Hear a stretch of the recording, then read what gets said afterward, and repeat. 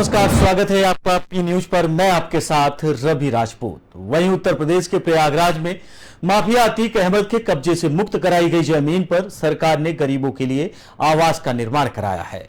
इन आवासों को मुख्यमंत्री योगी आदित्यनाथ आज लाभार्थियों को आवंटित किए हैं। सीएम योगी प्रयागराज में एक कार्यक्रम के दौरान लाभार्थियों को फ्लैट की चाबी दिए। बताते चले कि अतीक से मुक्त कराई गई जमीन पर प्रदेश सरकार ने प्रधानमंत्री शहरी आवास योजना के तहत 76 फ्लैट्स का निर्माण कराया है। प्रयागराज के लोकरगंज में सितंबर 2020 में माफिया अतीक अहमद के कब्जे से 1500 स्क्वायर फीट जमीन मुक्त कराई गई थी। उसी जमीन पर 4 मंजिला टावर में 76 फ्लैट्स तैयार किए गए हैं।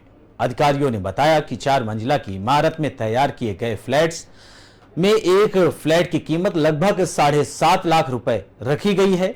इसमें से लाभार्थी को सिर्फ 3.5 लाख रुपए देने होंगे। बाकी रकम लाभार्थी को सरकार की तरफ से सब्सिडी के साथ के लाभ के रूप में मिलेगी। वहीं फ्लैट को पाने के लिए लगभग 6030 लोगों ने ऑनलाइन आवेदन किया था। इसमें 1600 आवेदन करने वाले पात्र मिले थे। इनमें से लॉटरी सिस्टम के जरिए चुने गए लोगों को आवास मिलेगा।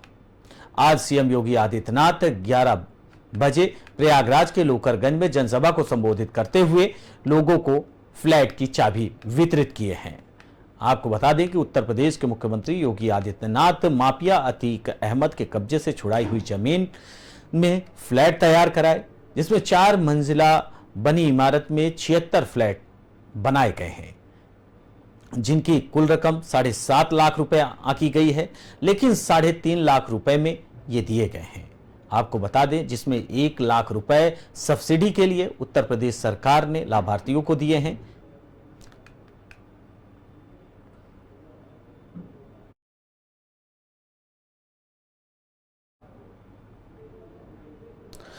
बढ़ते हैं अगली खबर की ओर, जहां भीम आर्मी चीफ चंद्रशेखर आजाद को गुरुवार को अस्पताल से छुट्टी मिल गई। चंद्रशेखर पर बुधवार को देवबंद में जानलेवा हमला हुआ था। कार सवार बदमाशों ने चंद्रशेखर की कार पर ताबड़तोड़ फायरिंग की थी।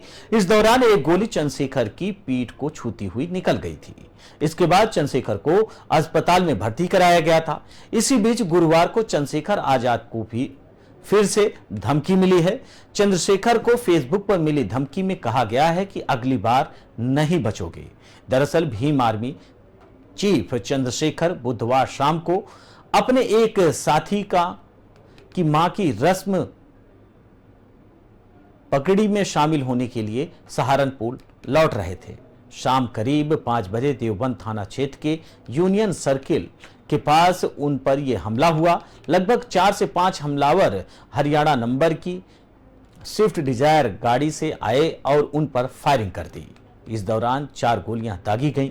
हमले में एक गोली गेट को चीरती हुई चंद्रशेखर की कमर को छूती हुई निकल गई। वहीं मीडिया रिपोर्ट के मुताबिक अमेठी पुलिस ने विमलेश सिंह नाम के शख्स को गिरफ्तार किया है। वहीं छतरी ऑफ अमेठी नाम का पेज चल रहा था।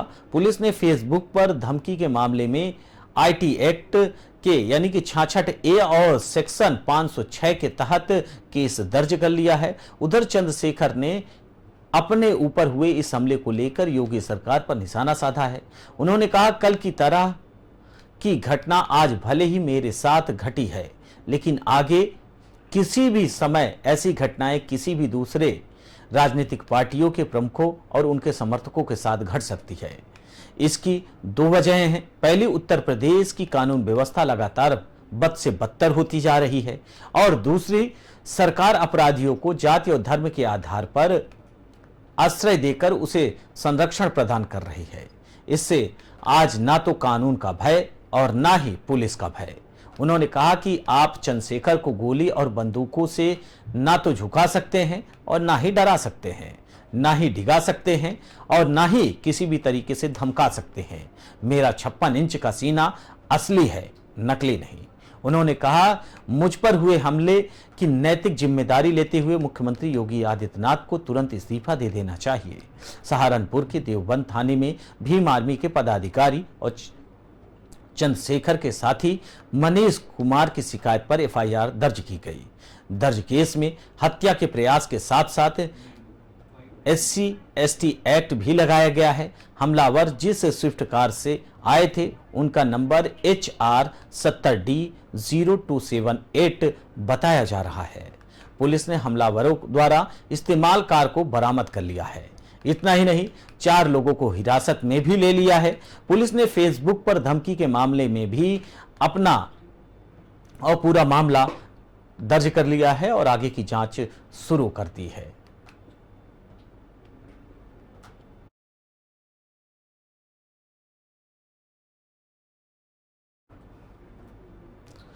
बढ़ते हैं अगली खबर की ओर, जहां दिल्ली में अरविंद केजरीवाल की मंत्रिमंडल में फेरबदल हुआ है। आप नेता आतिशी को वित्त और राजस्व मंत्री बनाया गया है। अब आतिशी के पास कुल 8 विभाग हो गए हैं। आतिशी की सौरभ भारद्वाज को इसी साल मार्च में कैबिनेट में शामिल किया गया था। तब आतिशी को 6 विभाग दिए गए थे, जिसमें शिक्षा, PWD, महिला और बाल विकास, ऊर्जा, आर्ट, कल्चर व भाषा व टूरिज्म जैसे विभाग हैं। जबकि सौरभ भारद्वाज को हेल्थ, अर्बन डेवलपमेंट, जल सिंचाई और बाढ़ नियंत्रण, विजिलेंस और सर्विसेज और इंडस्ट्रीज जैसे 7 विभाग दिए गए थे। इससे पहले गुरुवार को ही दिल्ली सरकार ने उपराज्यपाल VK सक्सेना पर कैबिनेट में फेरबदल से जुड़ी फाइल रोकने का आरोप लगाया था। आप सरकार ने कहा कि हमने कैबिनेट में फेरबदल से जुड़े फाइल उपराज्यपाल के पास साइन करने के लिए भेजी थी, जो उन्होंने पिछले 4 दिनों से रोक रखी है। पिछले LG अनिल बैजल ऐसी फाइलों को आधे घंटे के भीतर मंजूरी दे देते थे। हालांकि LG ऑफिस की ओर से इन आरोपों से इनकार किया गया था। ऑफिस की ओर से बताया गया था कि फाइल पर बुधवार को साइन किए गए और दिल्ली सरकार को वापस भेज दी गई। वहीं जानकारी के मुताबिक बता दें कि पिछले कुछ महीनों में दिल्ली सरकार में मंत्री पदों पर कई बार फेरबदल हो चुका है। दिल्ली के पूर्व डिप्टी CM मनीष सिसोदिया और सत्येंद्र जैन जेल में बंद हैं।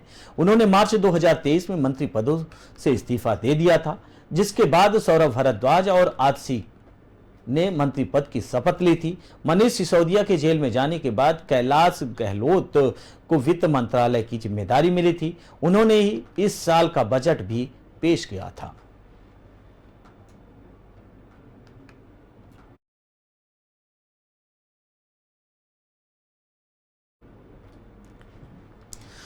वहीं बढ़ते हैं अगली खबर की ओर, जहां छत्तीसगढ़ में TS सिंहदेव को डिप्टी CM बनाने के बाद अब कांग्रेस हाईकमान राजस्थान को लेकर फैसला करने की तैयारी में है।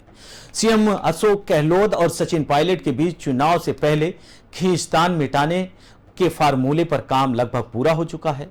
अब सचिन पायलट को पद देकर मुख्य धारा में लाने की तैयारी कर रही है। पायलट के सियासी पुनर्वास पर कई दौर की चर्चा हो चुकी है। इसके लिए 3 विकल्पों पर विचार भी किया जा रहा है। राहुल गांधी के मणिपुर दौरे से लौटने के बाद हाईकमान कदम आगे बढ़ाएगा। कांग्रेस हाईकमान विधानसभा चुनाव का कैंपेन शुरू होने से पहले गहलोत पायलट का झगड़ा सुलझाना चाहता है। इसके लिए फिर शेयरिंग फार्मूला तैयार किया गया है। अब इसे लागू करने की एक्सरसाइज शुरू हो चुकी है। पार्टी हाईकमान को यह फीडबैक मिलता रहा है कि पायलट खेमे को साथ लिए बिना सरकार के खिलाफ नाराजगी कम नहीं होगी। ऐसे में अब दोनों खेमों को साधना और चुनाव मैदान में जाने का प्लान तैयार किया जा रहा है। पूरी तरीके से कांग्रेस हाईकमान को यह पता है कि अगर सचिन पायलट को नहीं मनाया गया तो राजस्थान का खेल बिगड़ सकता है। सचिन पायलट को मनाने के लिए कांग्रेस हाईकमान पूरी तरीके से बैठकों का दौर कर रहा है। वहीं राहुल गांधी के मणिपुर दौरे से वापस आने के बाद यह माना जा रहा है कि सचिन पायलट को पूरी तरीके से मनाया जाएगा और उन्हें उचित जिम्मेदारी दी जाएगी, जिसको लेकर आगे की रणनीति यह है कि राजस्थान कैंपेन शुरू होने से पहले ही दोनों नेता एक साथ हो जाएं, एक मंच पर हो जाएं और जो भी एक आरोप प्रत्यारोप अब तक रहा है वो पूरी तरीके से विराम में बदल जाए।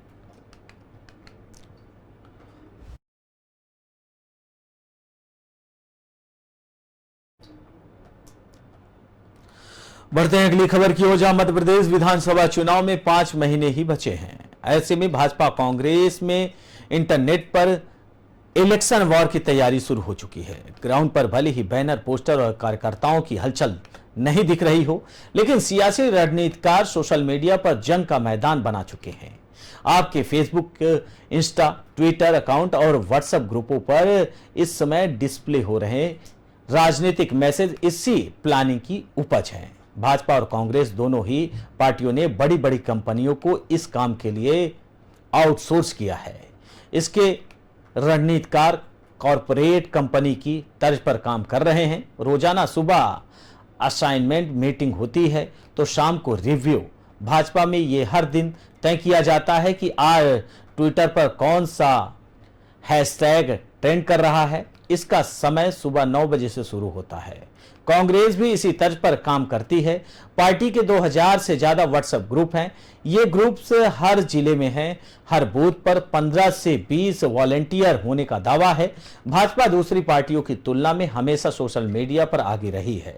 साल 2014 में जब कोई सियासी पार्टी सोशल मीडिया पर सक्रिय नहीं थी, उसी समय बीजेपी ने इसकी ताकत को समझ लिया था और पार्टी सफल भी रही। इस बार मध्य प्रदेश चुनाव के लिए प्रदेश में एक अलग टीम का गठन किया गया है। यह टीम राज्य में सोशल मीडिया के जरिए मतदाताओं तक पहुंचने की तैयारी में है। प्रदेश में भाजपा के लगभग 1.5 लाख डिजिटल योद्धा हैं। एक प्रोफेशन टीम भी है जो सैलरी पर काम करती है। ये लोग graphics designer, video editor, research और कंटेंट राइटर और इनका इंटरव्यू अभिषेक शर्मा लेते हैं। Abhishek Sharma Bhajpa MP social media विभाग के ऑर्डिनेटर हैं। वे 2014 में Bhajpa national IT cell head Amit Malviya मालवीय के साथ काम कर चुके हैं। वहीं मध्य प्रदेश में सोशल मीडिया पर चुनावी पॉलिटिक्स भाजपा में रोज तय होते मुद्दे कांग्रेस के लिए 200 व्हाट्सएप ग्रुप हर बूथ पर वॉलंटियर तैयार किए गए हैं।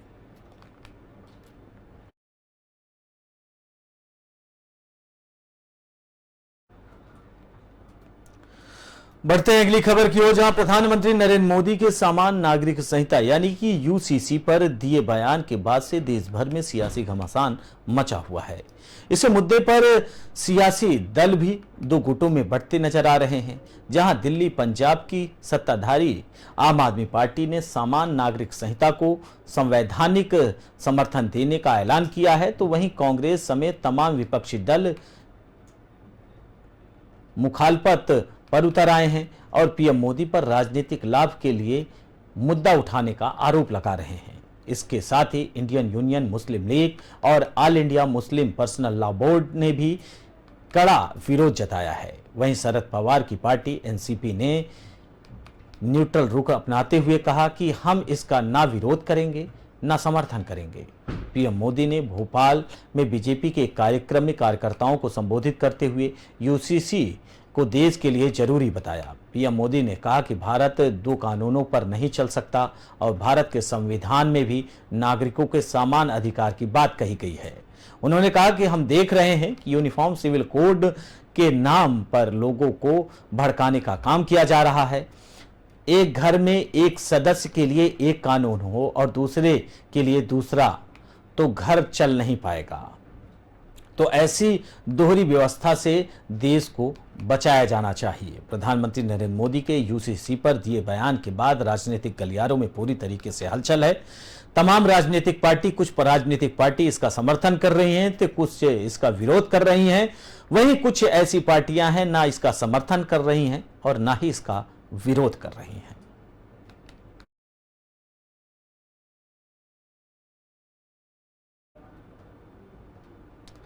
बढ़ते हैं अगली खबर की ओर, जहां दिल्ली मेट्रो में एक बार फिर से सुर्खियां बटोर रहा है। मेट्रो में बनाया गया एक वीडियो इस वक्त सोशल मीडिया पर बहस का मुद्दा बना हुआ है। इस वीडियो में दो महिलाएं एक युवक और युवती से झगड़ती हुई नजर आ रही हैं। उनका आरोप है कि दिल्ली मेट्रो में दोनों अश्लील हरकतें कर रहे थे, जिसके चलते दोनों पक्षों में जमकर हंगामा हुआ। थोड़ी ही दूर पर बैठे एक शख्स ने इस वीडियो को अपने मोबाइल फोन में बना लिया, जो अब सोशल मीडिया पर वायरल हो रहा है। वीडियो में महिलाओं से युवक झड़कता हुआ दिखाई दे रहा है। वहीं साथ में उसकी एक महिला फ्रेंड भी मौजूद है। सुना जा सकता है कि दोनों महिलाएं उन्हें कह रही हैं कि तुम बड़े बदतमीज हो। मेट्रो में इस तरह की अश्लील हरकतें कर रहे हो। दोनों ने एक युवक और युवती को इसके लिए फटकार लगाई। इन महिलाओं के गुस्से का युवक ने भी करारा जवाब दिया। वो उन्हें कहता हुआ दिखाई दे रहा है कि हमने ऐसा क्या किया है जिससे आप भड़क गई हो। फिलहाल ये वीडियो इस समय सोशल मीडिया पर जमकर वायरल हो रहा है।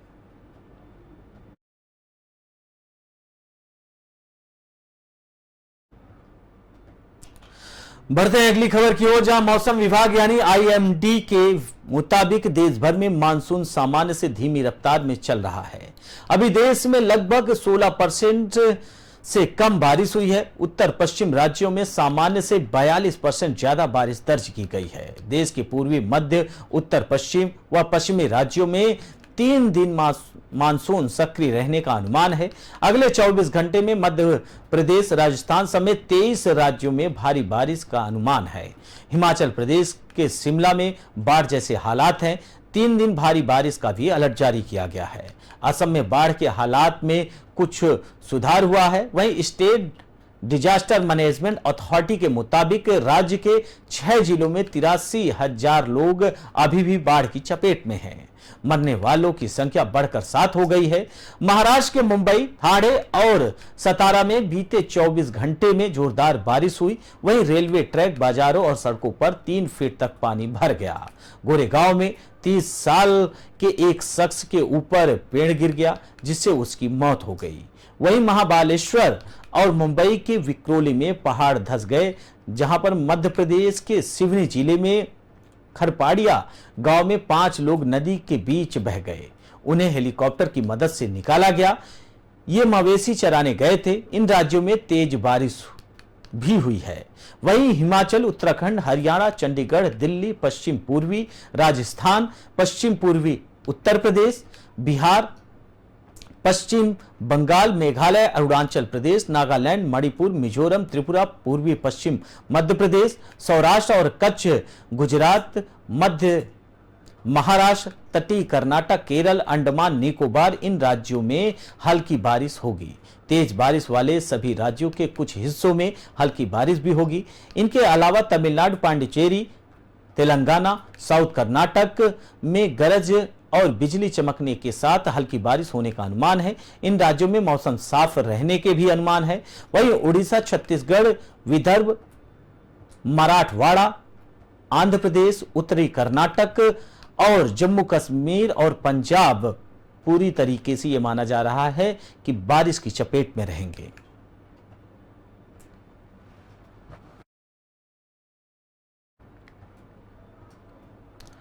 फिलहाल इस बुलेटिन में हमारे साथ इतना ही। बाकी देश दुनिया की तमाम बड़ी खबरों से जुड़ने के लिए देखते रहिए पी न्यूज। नमस्कार।